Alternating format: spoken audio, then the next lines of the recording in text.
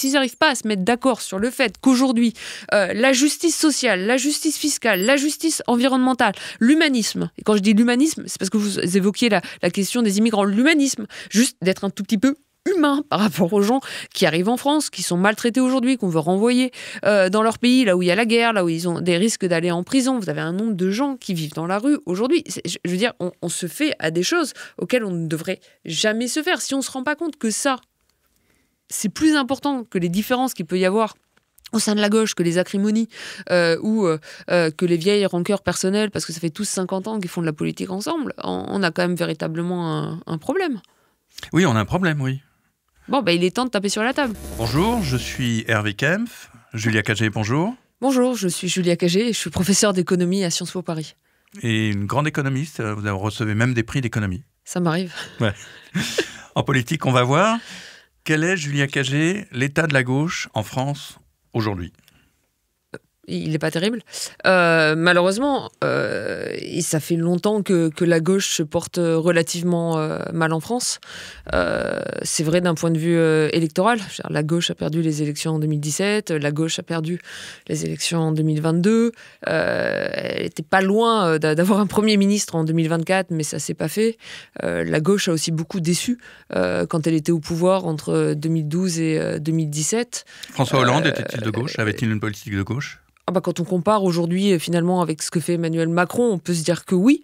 C'est ça. Enfin, je veux dire, moi, j'ai jamais été une grande défenseuse du quinquennat Hollande et je pense qu'on aurait dû en faire le bilan, qu'il y a énormément de choses contre lesquelles je me suis levée, y compris pendant ce quinquennat. Je pense que l'augmentation de la TVA, alors qu'on a promis de revenir dessus, c'est une erreur. Je pense que le CICE, c'était une aberration économique. Je pense qu'il n'y a pas assez de choses qui ont été faites en fait en termes de le crédit d'impôt.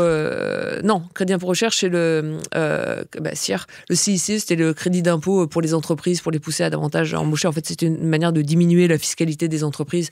Je ne sais pas si vous vous souvenez, mais il y avait je crois que c'était le MEDEF qui avait un badge, 1 million d'emplois, ça a coûté une fortune, ça n'a absolument rien créé. Et à côté de ça, il n'y a pas eu assez de politique de justice sociale pour commencer.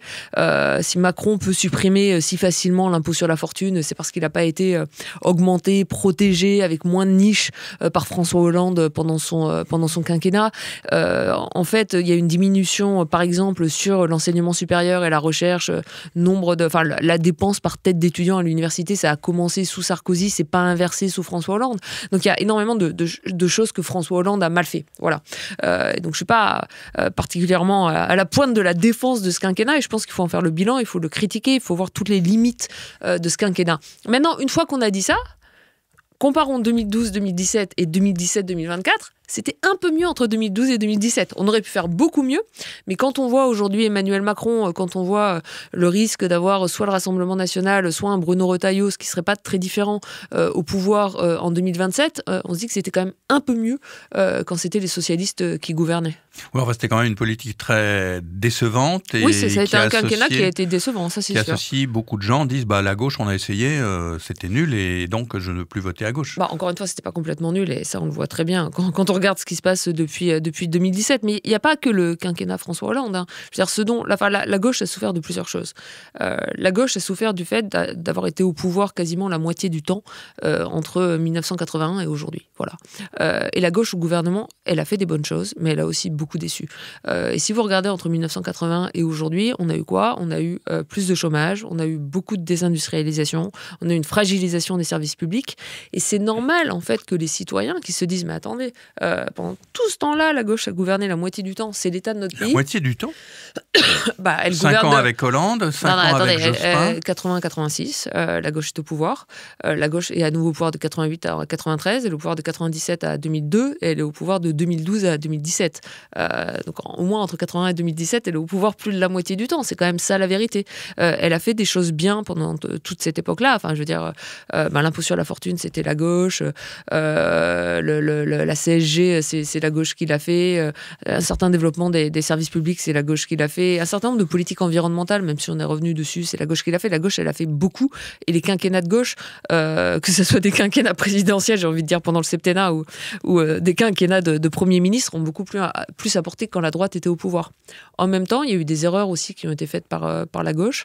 Il y a eu des erreurs sur l'Europe. Moi, je suis très pro-européenne, mais je pense que l'Europe et l'Union européenne, dans l'état actuel, il faut la repenser, notamment sur la question du protectionnisme. On a fait l'Europe sans aucun protectionnisme, à la fois sur des questions économiques, mais sur la question de la justice fiscale, sur la question de la justice environnementale. Ça, la gauche l'a pas fait. Il faut qu'elle s'interroge dessus, qu'elle apprenne les leçons du passé. C'est ça aussi qui explique en partie la désindustrialisation. Je pense que la gauche a aussi mis un frein, ou en tout cas a accepté l'idée qu'arrivé, on va dire, à 50% du PIB, l'État social était assez développé. Voilà, on s'est dit, bon, on a atteint finalement la moitié du PIB en prélèvement obligatoire. On ne peut pas aller plus loin. Produit intérieur brut. Sauf qu'en fait, il faut aller plus loin pour les raisons suivantes. Prenons la santé. C'est extrêmement intéressant l'exemple de la santé et des hôpitaux. Si vous allez aujourd'hui à l'hôpital public, si vous regardez les urgences, vous regardez les maternités pendant l'été, mais en fait pendant toute l'année, on voit que le service public des hôpitaux se dégrade. Donc les gens vont vous dire, on n'investit plus assez dans les hôpitaux. C'est pas le cas. C'est-à-dire en termes de montant, on investit toujours autant dans les hôpitaux, et en fait encore plus aujourd'hui dans les hôpitaux qu'il y a 40 ans. Par contre, les besoins ont beaucoup augmenté. Pourquoi ? Parce que la population est vieillissante. Donc, en fait, elle coûte plus cher à soigner. Deuxièmement, parce qu'on a fait des énormes progrès, en fait, en termes de médecine, mais ça coûte beaucoup plus cher. Donc, si on se dit, on s'arrête à tant de % d'investissement dans la santé au jour d'aujourd'hui, en fait, oui, la santé publique va se dégrader. Donc, il faut accepter d'aller plus loin. C'est pareil pour l'éducation. Moi, je trouve ça super d'amener 80, 90, mais pourquoi pas 100% d'une génération au bac ? Enfin, je veux dire, c'est fantastique. On devrait tous avoir cet objectif, finalement, de mieux éduquer notre jeunesse. Mais si ensuite, cette jeunesse, on n'a rien à lui offrir à l'université, et qu'on laisse l'université se dégrader, ça ne peut pas fonctionner. Ce qui veut dire qu'en fait, on ne peut pas se satisfaire d'investir autant dans l'éducation, l'enseignement supérieur à la recherche aujourd'hui qu'il y a 30 ans. Il faut investir davantage. Donc, pour le dire rapidement, je pense que la principale faiblesse idéologique de la gauche au cours des dernières années, ça a été d'accepter l'idée selon laquelle on était arrivé à une espèce de plafond de développement de l'État social, qu'on ne pouvait pas avoir plus de prélèvements obligatoires et plus de justice fiscale. Donc ça, c'est la première chose. Et la deuxième faiblesse qui est assez associée, et qui est associée aussi aux erreurs qui ont été faites autour du développement de l'Union européenne, c'est qu'on s'est fait à l'idée que les capitaux étaient complètement mobiles et qu'on ne pouvait taxer ni les entreprises, ni les très riches. Parce que si on taxait les entreprises ou qu'on taxait les très riches, ils allaient partir ailleurs. Et ça, c'est une énorme erreur. Parce qu'à partir du moment où vous faites ça, de facto, vous vous liez un peu les mains en termes de fiscalité. Parce qu'à un moment, la personne qui travaille et qui est au salaire minimum, parfois qui ne peut même pas faire un temps plein parce qu'il y a des horaires qui sont contraintes. Bon, à un moment, vous ne pouvez pas la fiscaliser à plus de 50 ou 60 ou 70%. Par contre, un milliardaire ou une entreprise qui dégage plusieurs dizaines, centaines de millions d'euros de marge chaque année, là, on peut augmenter sa fiscalité. Et je pense que la gauche, sa deuxième erreur idéologique, c'est d'avoir cédé à ce dogme libéral qui dit les capitaux étant mobiles, on ne peut pas taxer le capital, il faut taxer entièrement le travail. Ça, c'est la seconde erreur idéologique et je pense qu'on en paie aujourd'hui les pots cassés. Mais là, vous parlez de la gauche, mais en fait, j'ai l'impression que vous parlez du Parti socialiste. Parce que LFI, la France insoumise, les écologistes aussi qui sont dans ce qu'on appelle la gauche, mais la France insoumise remet en cause un certain nombre de mécanismes européens et n'est pas hostile à l'idée de faire plus de 50% du PIB pour des dépenses collectives. Pas dans les détails. Donc, par exemple, moi, c'est des débats que j'ai eu pendant longtemps. Je peux vous dire pour qui j'ai voté à chaque fois. En 2017, j'avais voté pour Benoît Hamon. En 2022, j'ai voté pour Jean-Luc Mélenchon. Donc, ça m'est arrivé de voter pour le Parti socialiste. Ça m'est arrivé de voter pour la France insoumise. Je suis incapable de vous dire pour qui je vais voter. En 2027, on ne connaît pas les candidats. Il se trouve qu'en 2024, dans ma circonscription, c'était un candidat à la France insoumise. J'ai encore voté la France insoumise. Je ne mets pas un parti par-dessus l'autre. Je suis une fervente partisane de l'union de la gauche. Et franchement, je vous l'ai dit, je pense qu'il faut être très critique par rapport aux dernières périodes de gouvernement quand les socialistes étaient au pouvoir. Bon, rappelons quand même que Jean-Luc Mélenchon, avant de fonder la LFI, a quand même été ministre de Lionel Jospin aussi. Donc il y a quand même cette histoire et ce cheminement qui est un cheminement commun. Maintenant, ce que je reproche... c'est pas un reproche, mais en fait, c'est plutôt une volonté d'aller plus loin. Jean-Luc Mélenchon, quand il y a eu par exemple la campagne de 2017 sur l'Union européenne, Jean-Luc Mélenchon, il disait quoi ? Il disait plan A, plan B. Et il ne rentrait pas dans les détails. Et j'en ai même discuté avec lui. Il y a eu des débats à la LFI, même très directement avec Jean-Luc Mélenchon. Je disais, qu'est-ce que vous mettez en fait dans le plan A et qu'est-ce que vous mettez dans le plan B? C'est-à-dire, voilà, si on va au conflit, je pense qu'il faut aller au conflit avec les institutions européennes, quitte à faire même une Union européenne plus réduite, avec davantage autour d'un noyau dur de protectionnisme fiscal, social et environnemental. Qu'est-ce que vous mettez là-dedans? Et quand même, la vision de Jean-Luc Mélenchon par rapport à tout ça, ça a toujours été une vision très personnelle. Ça a été de dire non, mais écoutez, moi, à l'époque c'était Merkel, j'irai régler les problèmes avec Angela Merkel et on trouvera bien un terrain d'entente, mais je ne peux pas vous dire là ce que je vais mettre demain dans le plan B. C'est-à-dire que les Insoumis, ils sont critiques, mais ils n'ont pas fait un espèce de plan détaillé. Ok, le protectionnisme fiscal, c'est tant de pourcents aux frontières. Le protectionnisme environnemental, on va le chiffrer de telle manière. Si jamais on a des sanctions, voilà les raisons pour lesquelles on ne paiera pas ces sanctions. Il n'y a pas eu ça non plus. Donc je ne dis pas que la LFI n'a pas travaillé. En fait, en termes d'éléments de programme et de masse d'idées qui ont été produites, la LFI, elle a plus travaillé que l'ensemble des autres partis de gauche au cours des dernières années. Et je pense qu'il faut vraiment les en féliciter. Mais sur des problématiques aussi importantes que ça, il n'y a pas eu de production détaillée qui permettent finalement d'aller au fond des débats. Et je pense que c'est des débats extrêmement importants. Et je pense que si on allait au fond de ces choses-là, on pourrait finalement réussir à trouver une sorte de plateforme ou de terrain d'entente pour l'ensemble de la gauche. Mais on n'y parvient pas en ce moment. On a l'impression que LFI et le PS sont totalement irréconciliables. Oui, mais ça, vous parlez des partis. Moi, ça m'importe peu finalement les partis. Non, mais ce qui m'importe, c'est l'électorat et c'est les électeurs. Et la plupart des électeurs de gauche, c'est des électeurs qui votent de manière stratégique. En gros, qu'est-ce qu'ils veulent? Ils veulent être gouvernés par la gauche. Donc, ils veulent un candidat de gauche qui va passer au second tour de l'élection présidentielle et qui va l'emporter. Et s'ils se retrouvent à 3 mois des élections avec un candidat PS mieux placé, ils voteront pour le PS. Et les filles mieux placées pour la LFI, et les Verts, c'est pareil. J'ai trouvé très peu d'électeurs de gauche qui, d'une certaine manière, soient complètement irréconciliables. Et dans le livre qu'on a fait avec Thomas Piketty sur l'histoire du conflit politique, on a regardé les caractéristiques de ces différents électorats.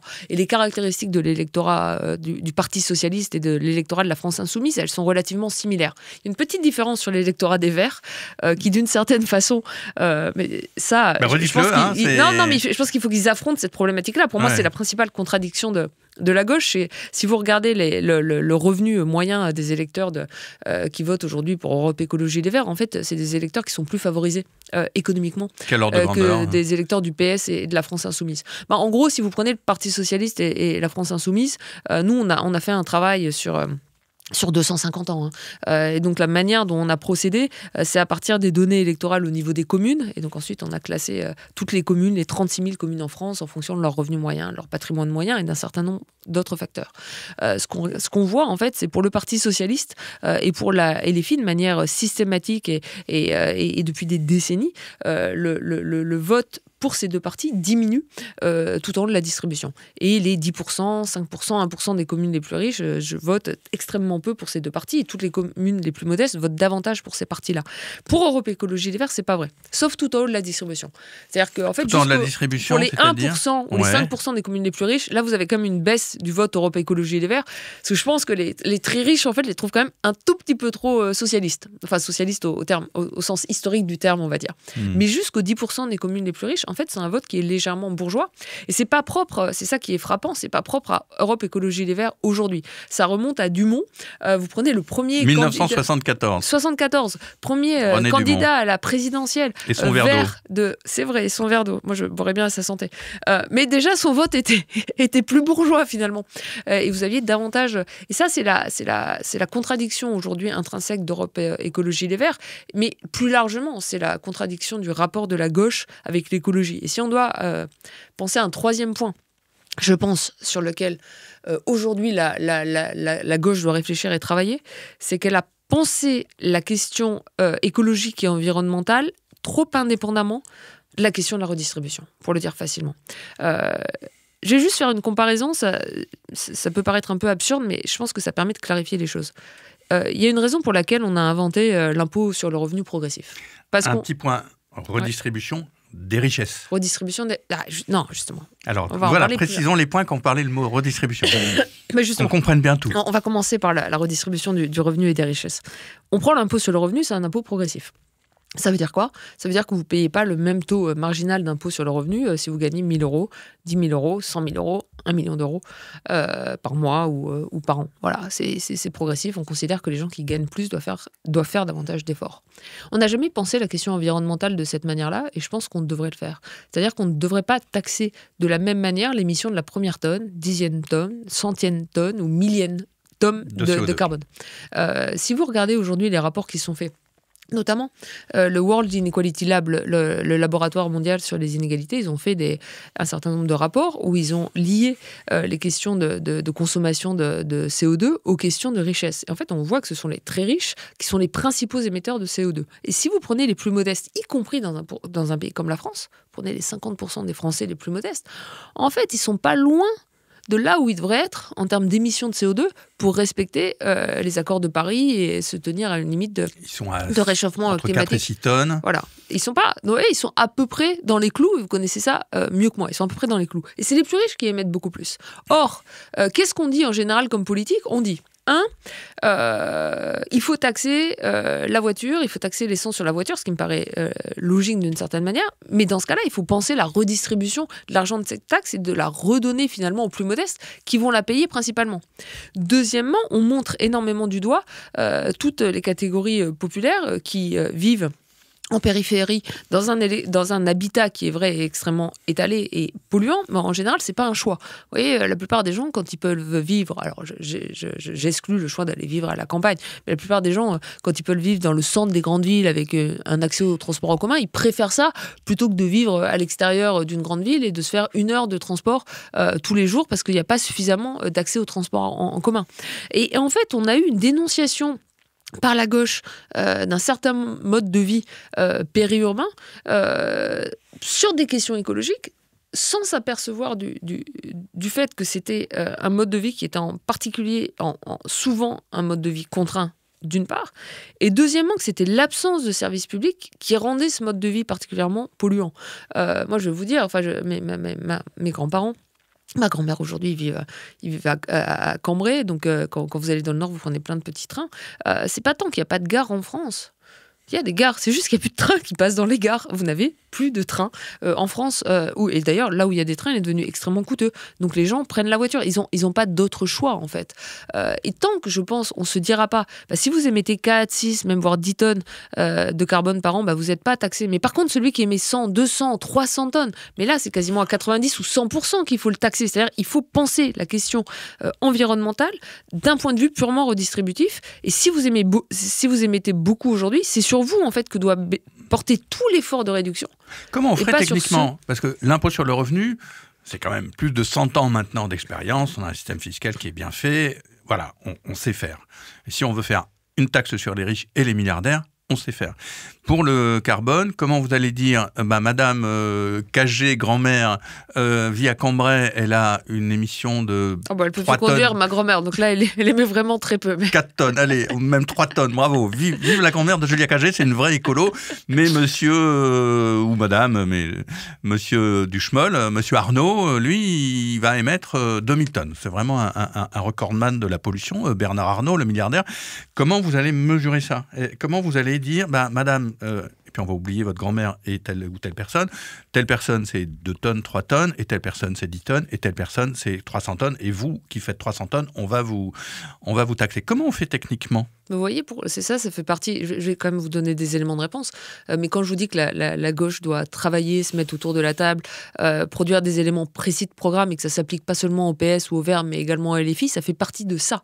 C'est-à-dire que c'est pas facile, et qu'on peut pas arriver en claquant des doigts. Maintenant, si vous allez à une élection présidentielle et que vous vous contentez de dire il faut aussi penser la question environnementale d'un point de vue redistributif, les gens, ça va les faire paniquer. Donc, il faut des éléments de proposition précis. Il y a différentes manières de faire. Vous avez une manière qui est de taxer les activités dont on sait qu'elles sont les plus polluantes, voire de les interdire. Donc, vous pouvez taxer beaucoup plus qu'aujourd'hui les billets d'avion, beaucoup plus qu'aujourd'hui. C'est-à-dire, aujourd'hui, ça coûte moins cher de prendre l'avion souvent que de prendre le train.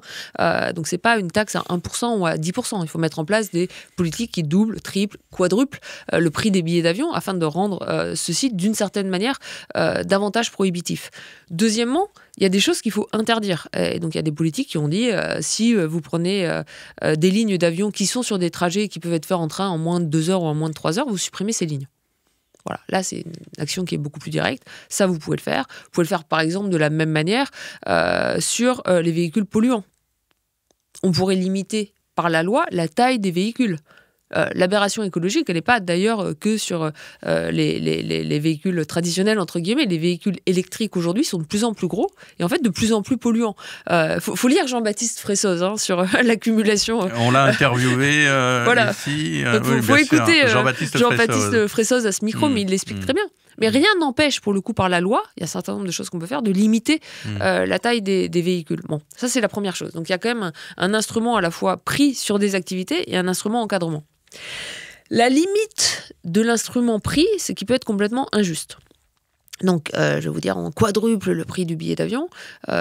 Mais bon, après tout, Bernard Arnault, ou quelqu'un qui est très riche, pourra toujours se dire que s'il a envie d'aller à Barcelone un week-end, il ira. Mais par contre, l'étudiant qui le fait pas souvent, parce que de toute façon, il a une conscience écologique beaucoup plus importante, mais qui voudrait le faire, je sais pas moi, pour ses 18 ans, il pourra plus se le payer. Et ça, c'est quand même aussi quelque chose qui serait profondément injuste. D'ailleurs, sur Bernard Arnault, on pourrait aussi beaucoup mieux encadrer, voire interdire, l'utilisation des jets privés, activité ultra polluante. Bon. À partir de là, comment on fait ? En fait, la consommation carbone des individus, on sait quand même plus ou moins la mesurer à partir du suivi de leur comportement de consommation. Et aujourd'hui, quasiment tous les comportements de consommation, enfin toutes les consommations, notamment les plus coûteuses, elles sont faites de manière assez simple, c'est-à-dire avec un paiement en carte bancaire. Et en fait, on a toutes ces traces et tous ces paiements en carte bancaire. Donc en fait, il y a une manière assez simple pour l'administration et l'administration fiscale de faire à partir du bilan annuel, du relevé de carte bancaire de chaque individu, une espèce de bilan carbone sur lequel vous appliquez un taux de taxation progressif en termes d'émissions. Ça veut dire qu'on aura une sorte de double comptabilité, une comptabilité euro, une comptabilité carbone. Et ça, techniquement, on sait très bien le faire. D'ailleurs, c'est pour ça que, pour le coup, les chercheurs en sciences sociales, ils savent faire la comptabilité carbone des émissions des plus modestes et des émissions des plus élevées, des plus aisées. Et moi, je pense que ça serait sans doute ça, hors des activités absurdes qu'on peut vraiment supprimer. Encore une fois, si vous êtes sur un Paris-Nantes, franchement, avoir des vols en avion sur un Paris-Nantes, ça fait aucun sens. Donc ça, vous les interdisez. Mais sur des choses qui peuvent faire davantage de sens, parce qu'en fait, c'est difficilement atteignable en train et vous ne voulez pas empêcher tout le monde de prendre l'avion de temps en temps, là, je pense qu'il faut la double comptabilité. Et pour les gros émetteurs de carbone, il faut une taxation tout en haut de la distribution qui soit prohibitive d'une part et redistributive d'autre part. Et pour la viande aussi, l'analyse carbone ? Alors ça... Il faut que la gauche travaille ? Non, je vais même vous dire quelque chose de plus précis que ça. Moi, j'ai été toujours une grande partisane de l'alternance politique. L'alternance entre la gauche et la droite. Le système Macron, le centre de la raison, j'y crois pas du tout. C'est une manière de maintenir finalement un pouvoir non contesté au pouvoir, justement, au gouvernement, là où il peut y avoir une discussion sur où est-ce qu'on met le bon niveau. Où est-ce qu'on met, je vous disais tout à l'heure, s'il faut arrêter à 50% l'État social, je pense qu'il faut aller plus loin. Peut-être que vous allez bondir, même vous, si je dis 90%. 90% de prélèvement sur PIB. Vous allez me dire, vous allez trop loin. Oui, sur l'État social. Possible que je demanderais à réfléchir avant de vous dire oui tout de suite. Vous voyez ? Donc, non, ce que je veux dire, c'est qu'il y a toujours la question du curseur. Et c'est là où, finalement, la discussion politique, là, pour le coup, c'est pas juste du travail. Et c'est là aussi où les élections, ça sert. Et finalement, le fait d'amener les électeurs aux urnes, ça sert. Et je pense que c'est là où ça sert aussi d'avoir une primaire de gauche. Il y a des gens qui vont dire il faut le faire pour l'avion, il faut le faire pour la voiture, il faut le faire pour un certain nombre d'activités. Mais par exemple, quand on parle d'alimentation, ça relève davantage du choix de chaque individu. Et si quelqu'un veut être vegan ou végétarien, mais si quelqu'un préfère quand même consommer davantage de viande, ça relève encore aujourd'hui d'un aspect qui dépend plus du choix individuel finalement. Moi, c'est pas à moi de le trancher. Je pense que ce sera même pas à un politique donné de le trancher. Je pense que ce sera à chacun des politiques. Et là, il y a des différences sur le spectre de la gauche, d'avoir des propositions sur cet axe-là. Et finalement, ça sera aux électeurs, je pense, dans un premier tour, lors d'une primaire de gauche, ce sera aux électeurs de trancher ça, c'est-à-dire de dire jusqu'où on veut aller finalement dans cette double comptabilité, qui soit d'une part une comptabilité monétaire et d'autre part une comptabilité carbone. Ça promet une primaire intéressante où le déterminant, le discriminant sera est-ce qu'on met une comptabilité carbone sur la viande ou pas? Non, mais vous voyez bien que c'est pas ça. Je parle sérieusement en fait. Non, mais il y aura. Je pousse le bouchon un peu loin. Non, mais... vous poussez le bouchon. Il y aura des débats là-dessus. Mais par contre, je pense que. En fait, c'était un peu la limite d'une certaine manière de l'approche LFI. Et encore une fois, je ne vais pas leur reprocher d'avoir fait un programme ultra détaillé. D'abord parce que je l'ai lu et que j'y ai appris beaucoup de choses. Et deuxièmement, parce que je pense qu'il faut toujours y aller en toute transparence avec les électeurs. Mais je pense que ce qui manque... Et le PS aussi va un peu sur cette voie-là parfois. Et je pense que ce qui manque à la gauche aujourd'hui, c'est des grandes orientations. Je pense que dire protectionnisme social, fiscal, environnemental aux frontières de l'Union européenne, ça, c'est une grande orientation. Voilà, c'est comme ça qu'on va repenser notre rapport à l'Union européenne. Je pense que le fait de dire on va avoir une approche redistributive de la question environnementale avec une double comptabilité monétaire ou carbone, ça c'est une manière de poser finalement des fondamentaux de la gauche et que tout le monde peut s'entendre là-dessus. Ensuite, où est-ce qu'on va aller, où on va mettre le curseur, ça c'est aux électeurs de le choisir et de le décider. Et troisième chose quand même, il y a le fait d'aller pousser plus loin l'état social. Je pense quand même que ça, il faut pas passer à côté de cet aspect-là. Reporter, le quotidien de l'écologie. Julia Cagé, et si la gauche avait un programme? Mais en fait, elle en a un. C'était le programme, il y avait l'Avenir en commun de LFI, et puis il y avait le programme du nouveau Front populaire. Alors, est-ce que la gauche a besoin d'un programme? Et pourquoi il ne va pas celui qui est un peu sur la table? Alors, deux choses. Le programme de l'Avenir en commun, il n'était pas parfait. C'était 2022.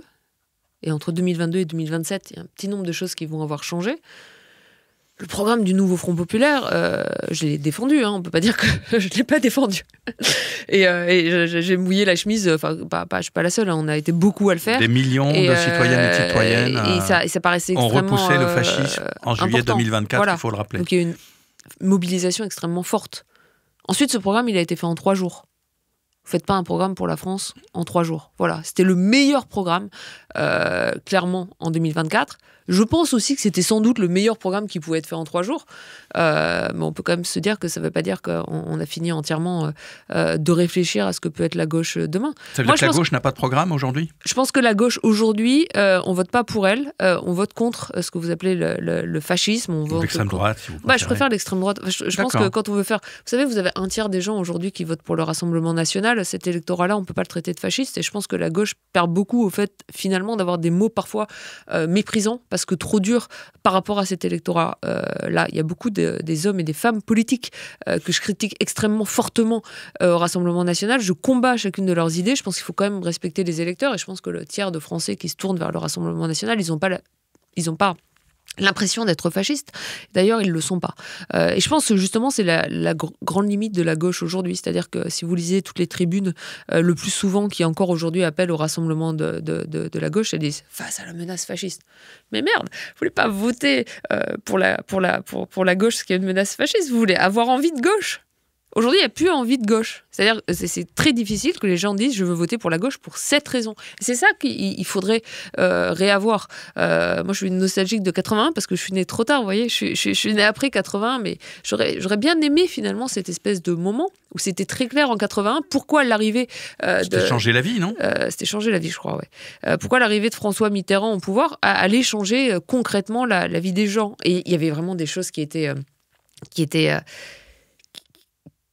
changer concrètement l'approche économique qu'on pouvait avoir d'une politique gouvernementale.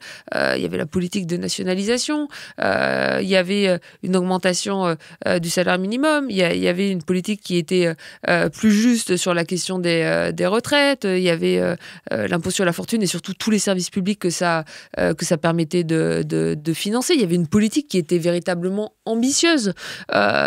C'est quoi la dernière ambition forte qui a été portée par la gauche? Il y en a eu une par François Hollande, c'était sur une question de société qui était extrêmement importante, qui était le mariage pour tous, mais on ne peut pas voter pour la gauche que sur des questions de société. Et c'est important, les questions de société. Je ne dis pas qu'on a dépassé tous les débats de société, mais les gens aujourd'hui, vous regardez leurs préoccupations. Il faut quand même regarder ce qui préoccupe les gens aujourd'hui. La préoccupation principale des gens aujourd'hui, c'est le pouvoir d'achat. Voilà. Vous avez de plus en plus de Français qui ne s'en sortent pas à la fin du mois, qui comptent sur tout. Avant, on disait les Français doivent se serrer la ceinture pour partir en vacances, mais là, c'est même plus simplement pour partir en vacances. Donc, il faut interroger tout ce qui va avec ça.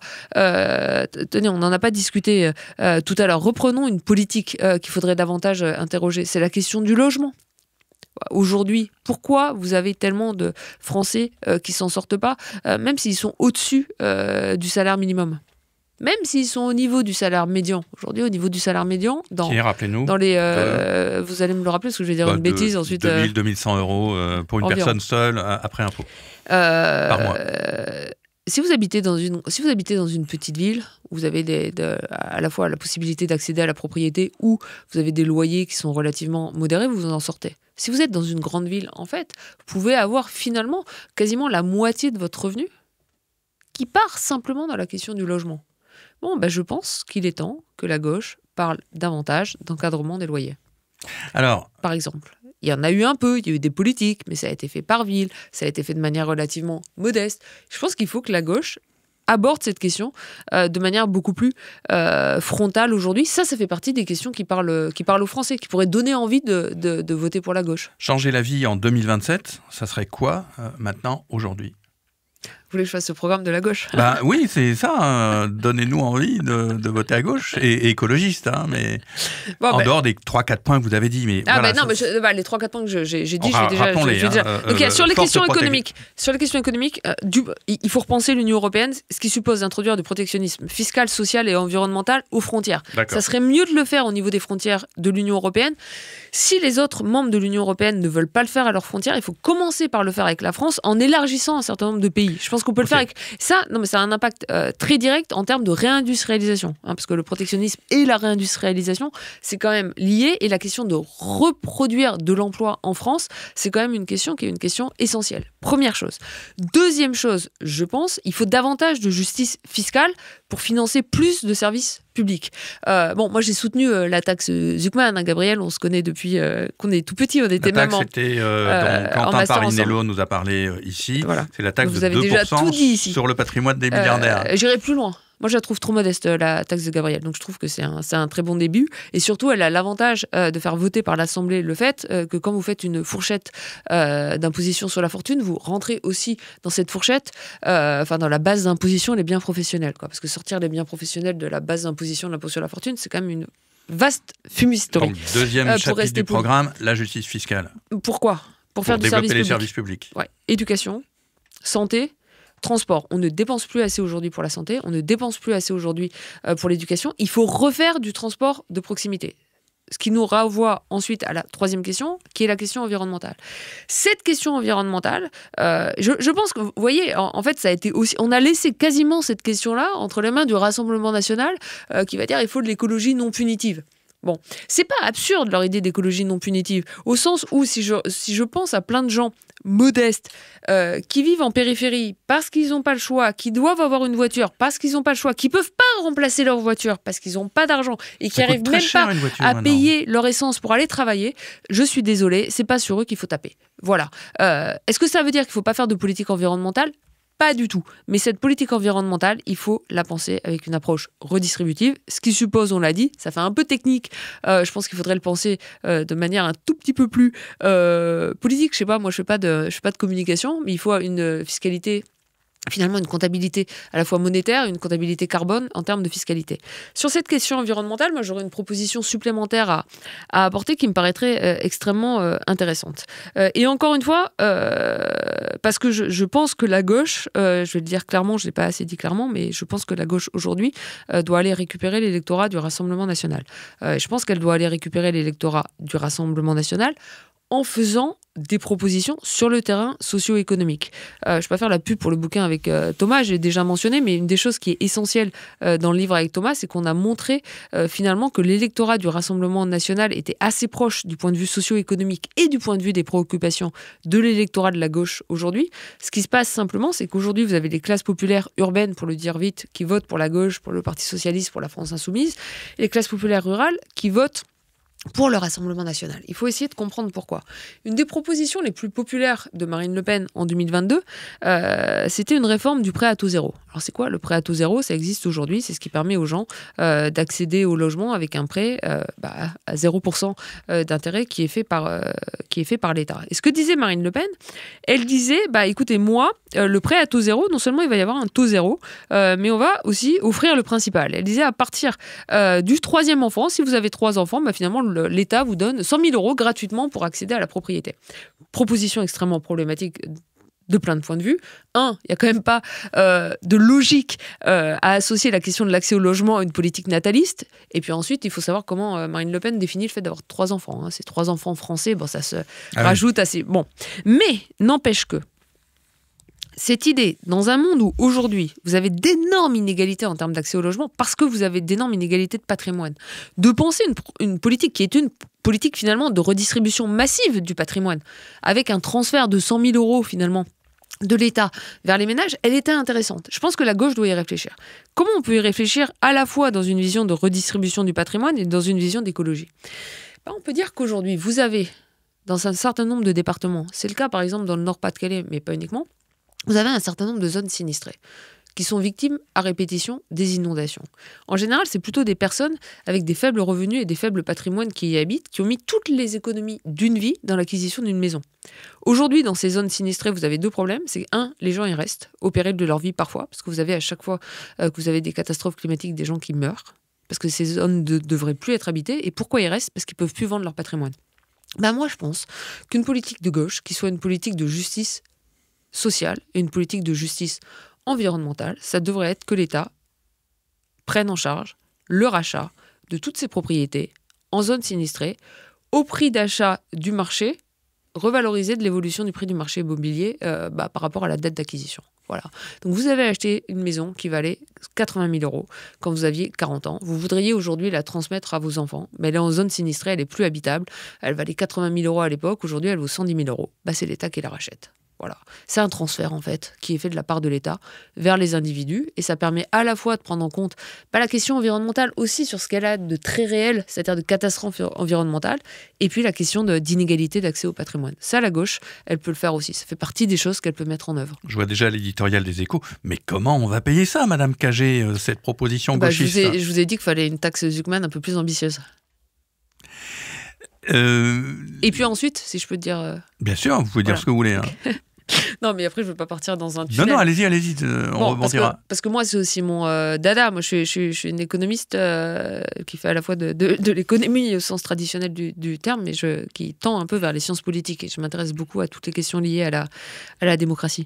Il y a toutes les questions qui sont liées à l'indépendance des médias. Et la gauche, en fait, ça fait longtemps qu'elle n'a pas eu de politique ambitieuse sur le sujet, et on en souffre aujourd'hui. Je pense qu'aujourd'hui, le poids grandissant des milliardaires dans l'actionnariat des médias, ça provient aussi... Il n'y a pas eu de détricotage de ce point de vue-là d'Emmanuel Macron. Il n'y a pas eu davantage de protection sociale, mais il n'y a pas eu de détricotage. Donc ça provient du fait qu'on n'avait pas une régulation, y compris quand la gauche était au pouvoir. Et puis deuxièmement, je pense qu'il faut davantage s'interroger sur tout ce que j'appelle les inégalités politiques, les inégalités dans le financement des partis politiques, dans le financement des campagnes électorales, et puis les politiques... les inégalités d'accès à la vie politique. C'est-à-dire que si vous regardez aujourd'hui la composition du Parlement en France, le Parlement en France sont complètement sous-représentés, pour pas dire quasiment absents, les ouvriers et les employés. Voilà. Aujourd'hui, on a une Assemblée nationale qui n'est pas à l'image de la société française.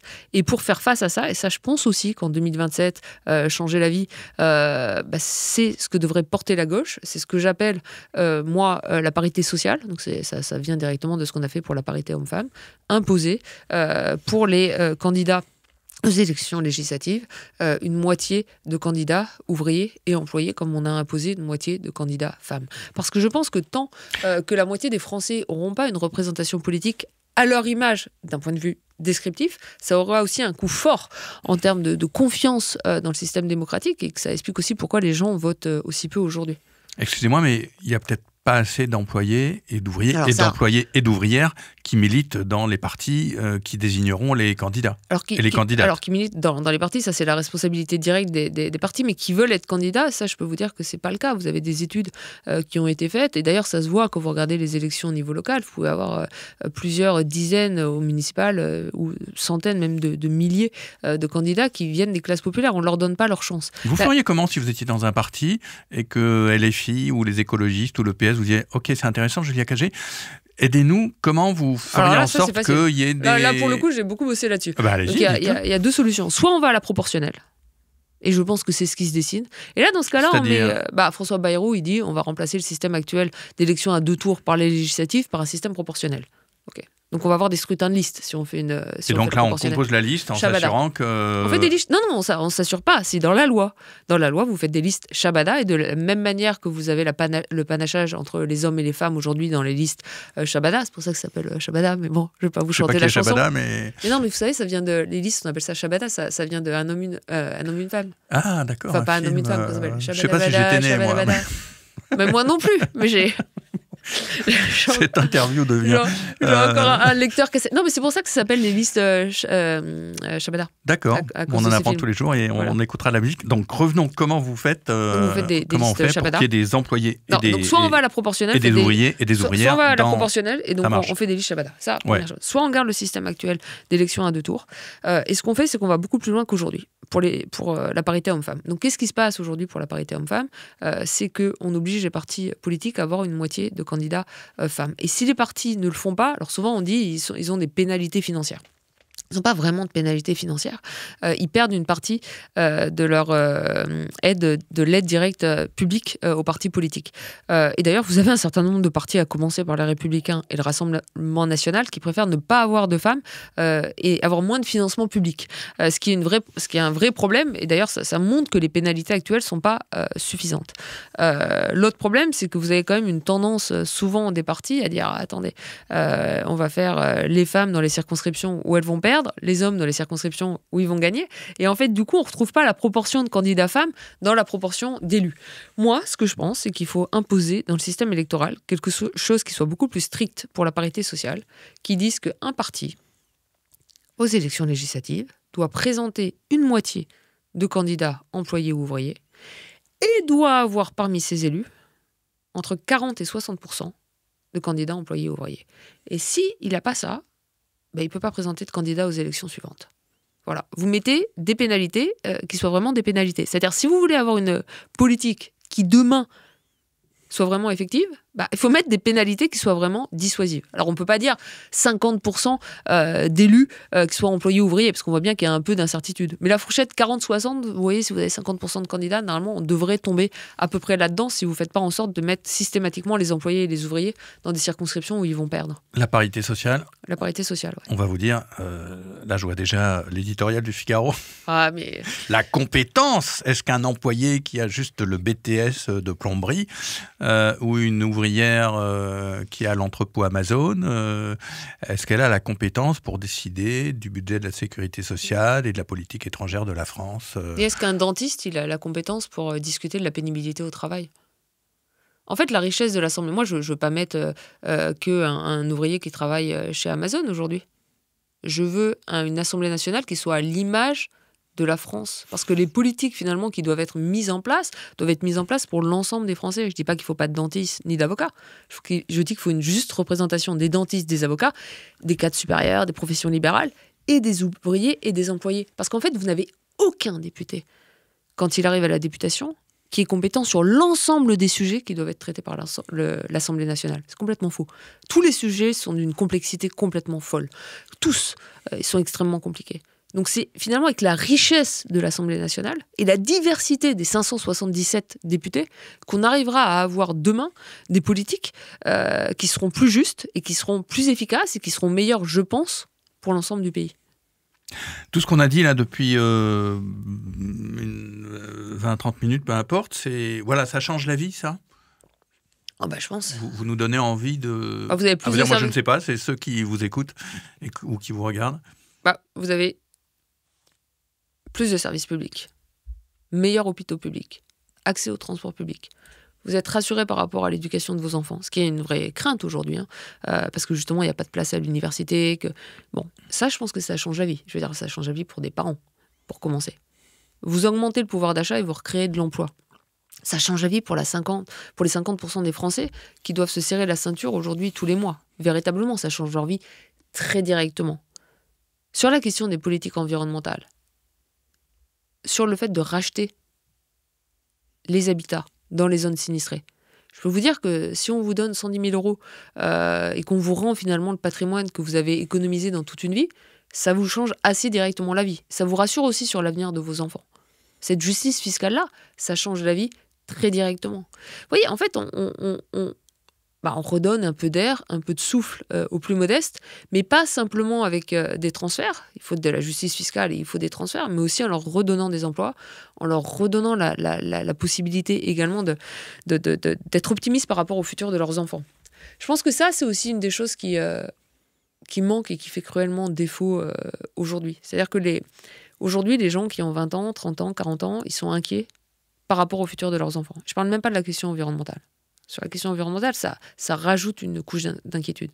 Ils sont simplement inquiets aujourd'hui, ils ont des enfants, ils se disent « Attendez, mais mes enfants vont peut-être faire des études, mais demain, ils n'auront pas de travail. Puis s'ils ont un travail, en fait, ils ne seront pas assez payés. Et même s'ils ont un travail bien payé, ils n'auront pas accès au logement.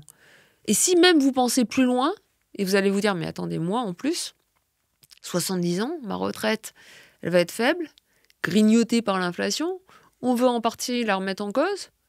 Je vais devoir aller potentiellement dans un EHPAD. Vous avez des EHPAD qui, en plus, sont des EHPAD privés, certains à but lucratif. Et comment je vais m'en sortir ? Je veux dire, c'est quand même ça, aujourd'hui, l'état de la société. Donc, tant qu'on n'aura pas un véritable discours qui est un discours de justice sociale, de service public, de redistribution, on ne changera pas la vie des gens. Mais si on fait un certain nombre de choses que je propose, je pense qu'on peut la changer. Et vous allez me dire, alors la parité sociale, ça ne change pas la vie des gens. En fait, je pense que ça change la vie des gens aussi, parce que la parité sociale, ça changera les politiques qui seront menées par l'Assemblée nationale. Ça aura aussi un impact relativement direct. Reporter. Le quotidien d'écologie. Julia Cagé, on sent que la gauche a un programme et qu'elle pourrait en avoir un. Vous en êtes une avocate éloquente et convaincante, mais on est dans un moment presque de sidération, peut-être depuis le 7 octobre 2023, qui avait interrompu le débat que le livre que vous avez écrit avec Thomas Piketty, Histoire du conflit politique, avait amorcé. Et on a l'impression qu'on est revenu maintenant dans une sorte d'affrontement qui gangrène, si j'ose dire, aussi la politique française, et notamment au sein de la gauche, avec un déchirement autour de la question, entre guillemets, de l'antisémitisme. Comment et par ailleurs, une extrême droite qui continue à dire le problème, ce sont les immigrés, c'est la sécurité. Comment est-ce qu'on ramène la gauche et les écologistes pour repenser un programme sur les bases que vous avez suggérées?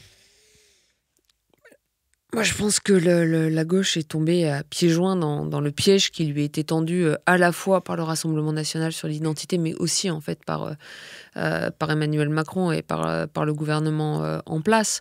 Et c'est une manière finalement pour le gouvernement en place et pour le Rassemblement national de diaboliser en partie la gauche.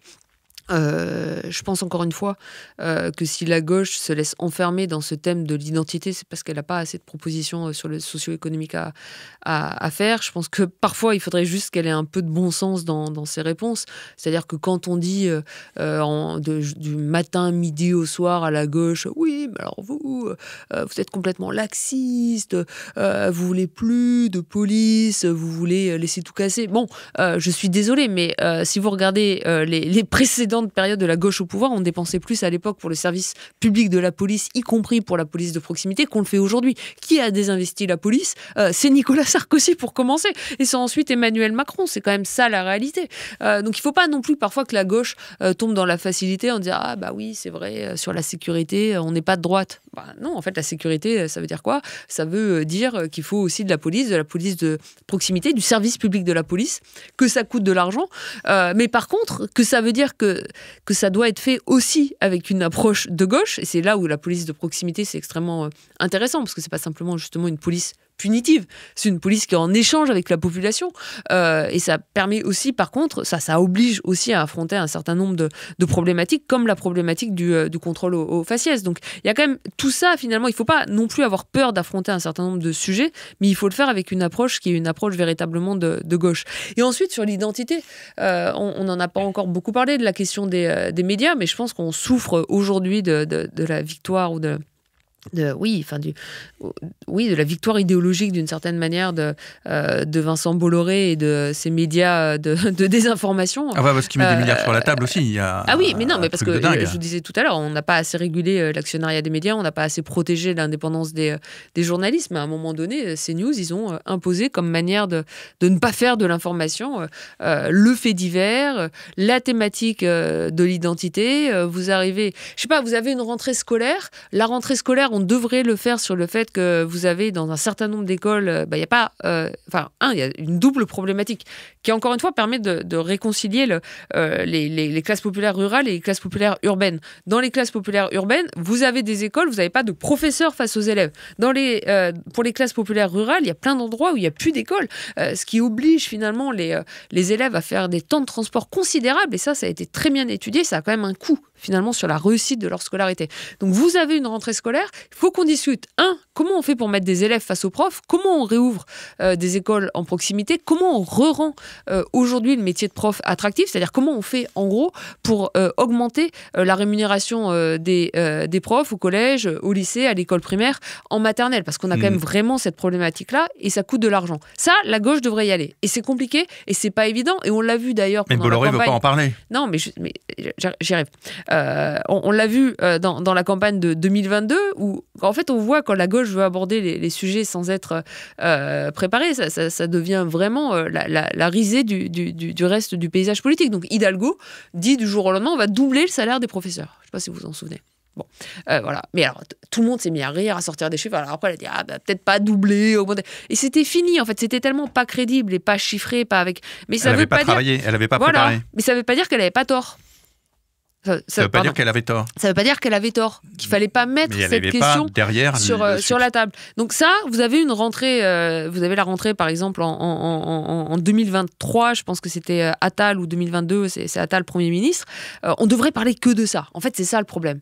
Et on a parlé de la baya ou de je sais pas quoi. On parlait que de la baya. Que de ça. Pourquoi ?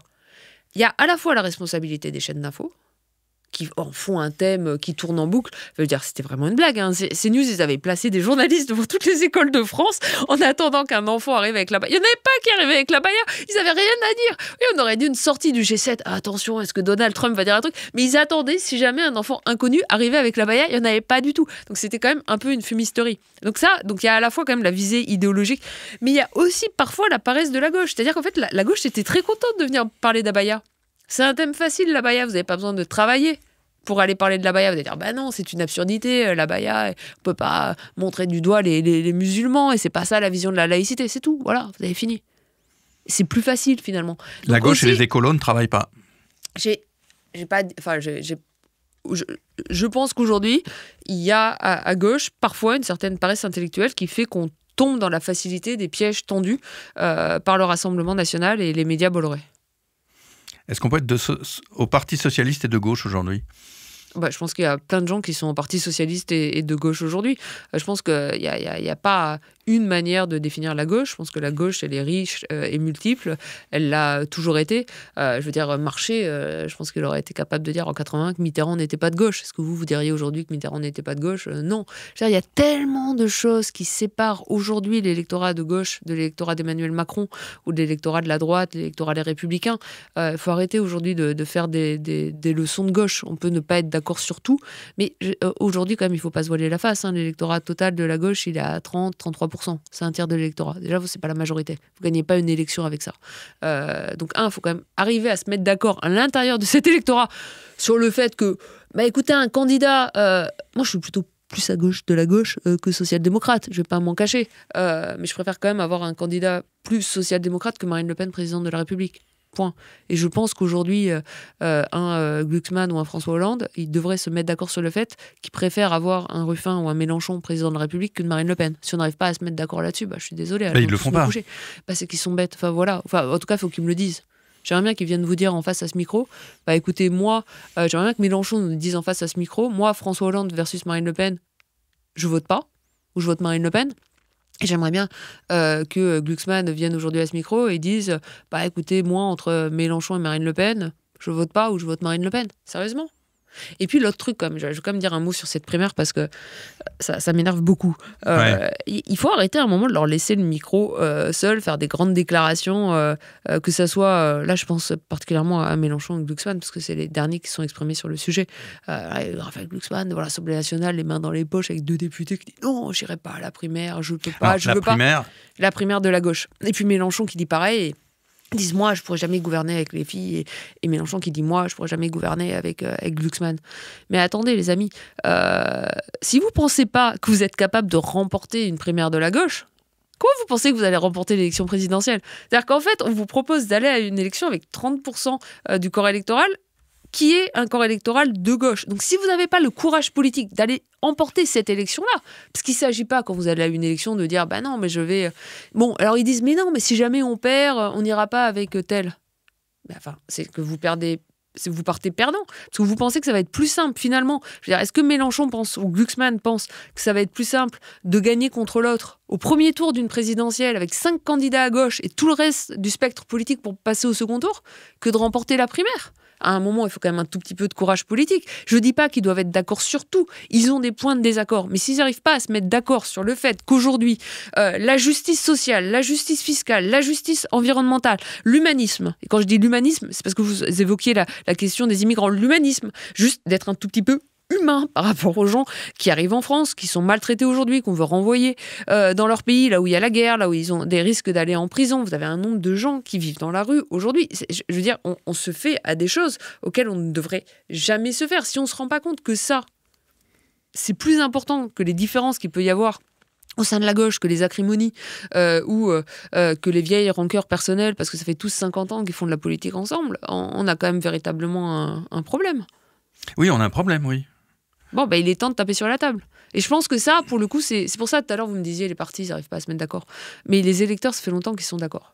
La société civile... mais on se sent un peu démunis, parce qu'effectivement, l'incapacité de la gauche à se réunir, effectivement, quand Hollande dit il est hors de question d'aller avec Mélenchon... pas la gauche, l'incapacité des partis de gauche. Vous avez raison. Non, mais la gauche, elle est capable... Les électeurs de gauche, en 2024, ils se sont réunis. Mais là, ils sont en train de faire leurs espèces de... Je ne sais pas si c'est de la haine ou quelle est leur analyse politique, mais c'est clair que s'il n'y a pas une union des gauches ou de la gauche et des écologistes, il y a l'extrême droite qui est au pouvoir. Donc. C'est à la société civile de les déborder.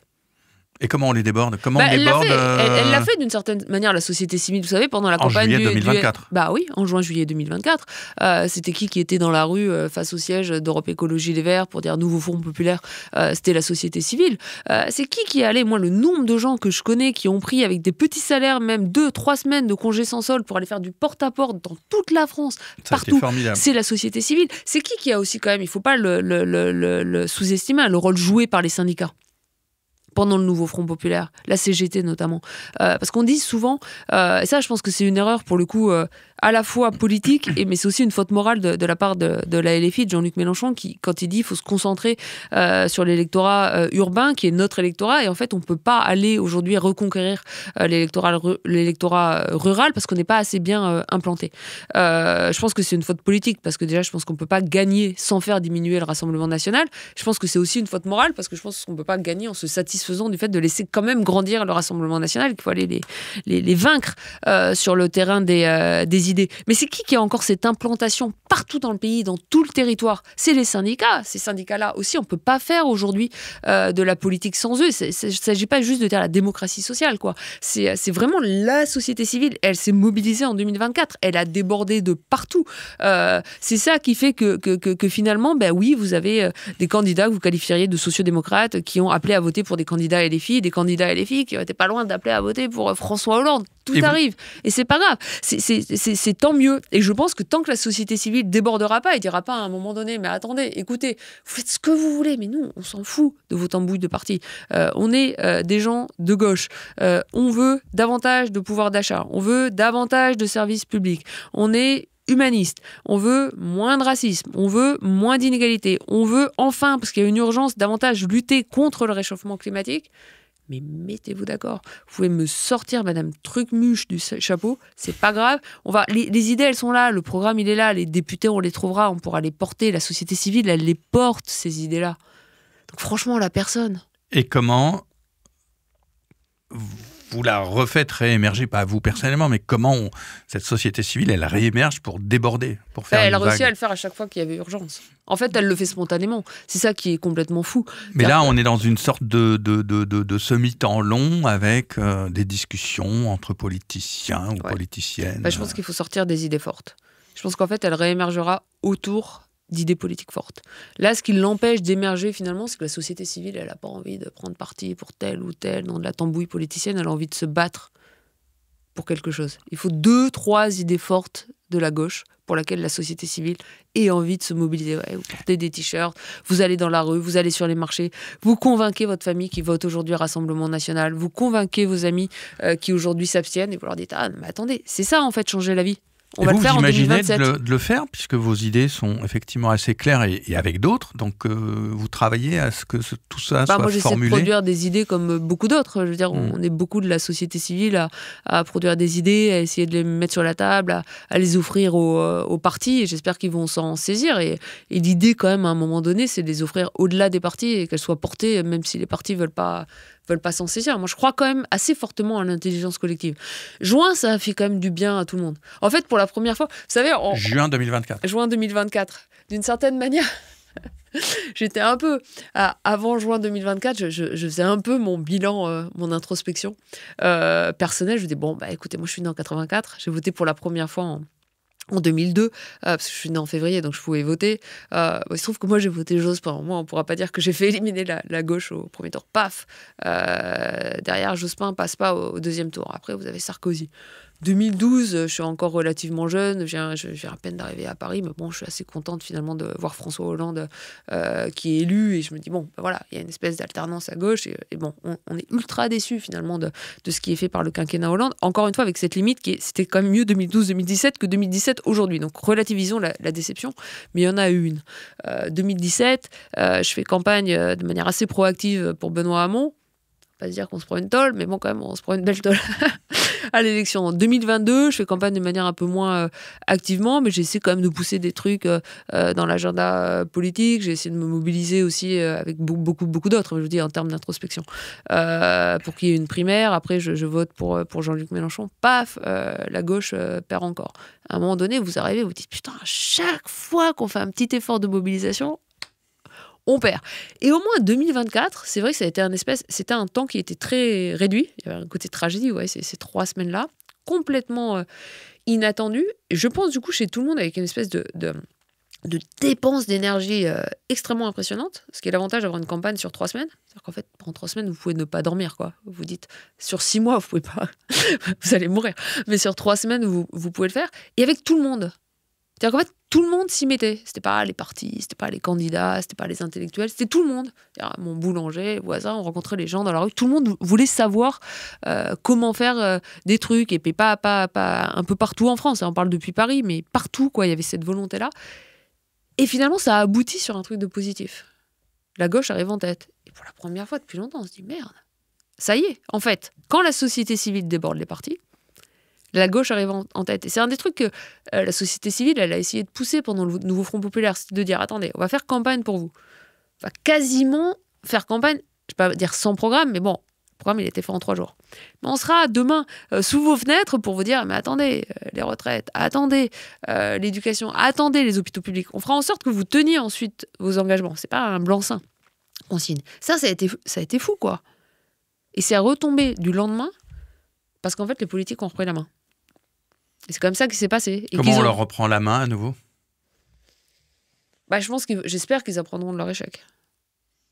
Et qu'ils apprendront que le fait de se mettre d'accord, et par exemple de sortir un nom de Premier ministre en 3 heures plutôt qu'en 3 semaines, ça peut permettre de gouverner. Et Pour qu'en fait, l'instant, gouverner, c'est plus important que le reste. Mais ils ont réussi en un soir pour le nouveau Front populaire. et pour l'instant, là, à l'orée de l'été 2025, on est dans le marais. Ouais, donc il faut produire des idées, puis les laisser faire leur tambouille politicienne. Puis le jour où ils sortiront du marais, ils auront des idées. Non, je sais pas. Julia Cagé, merci. Merci. Reporter. Le quotidien d'écologie.